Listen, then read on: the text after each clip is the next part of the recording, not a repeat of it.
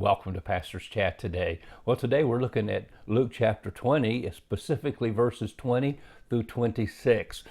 We believe this is probably on Tuesday of Passion Week, Passover week. On Friday, Christ will be crucified.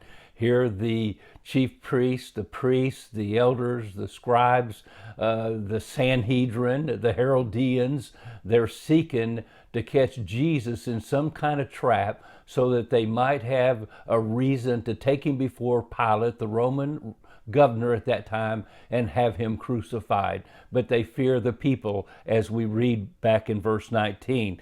And so they watched him. And specifically in Mark chapter 12, I believe it is, in verse 13, it tells us they is the Pharisees and the Herodians, people that normally don't get along with each other because of their religious or political views, but now they come together because they have a common enemy, they think, and his name is Jesus. So they watched him and sent spies to pretend to be righteous. Isn't that amazing?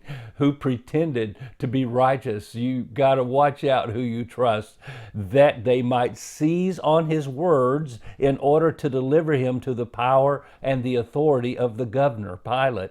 Then they asked him, saying, "Teacher, we know that you teach what you teach, and you say and teach rightly, and you do not show personal favoritism, but teach the way of God in truth." And so they are like, okay, we're going to make you think that we're on your side, and we believe in you, and we're going to trust you. And at the same time, they're trying to catch him. So they ask him the question, is it lawful for us to pay taxes to Caesar or not?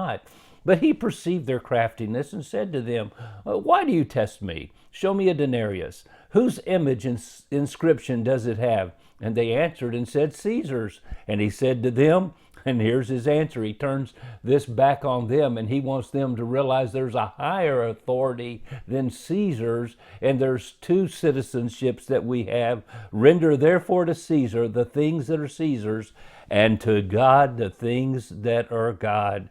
But they could not catch him in his words in the presence of the people, and they marveled at his answer and kept silence.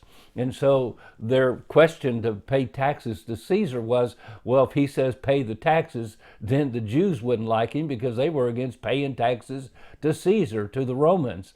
But if he says don't pay the taxes, then the Roman government would be saying you're trying to cause trouble and have an insurrection.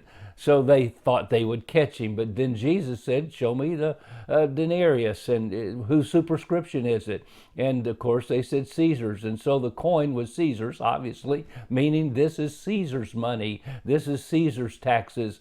And yes, Jesus is not telling us we should not be under the authority of government. Matter of fact, God himself ordained government back in Genesis chapter 9.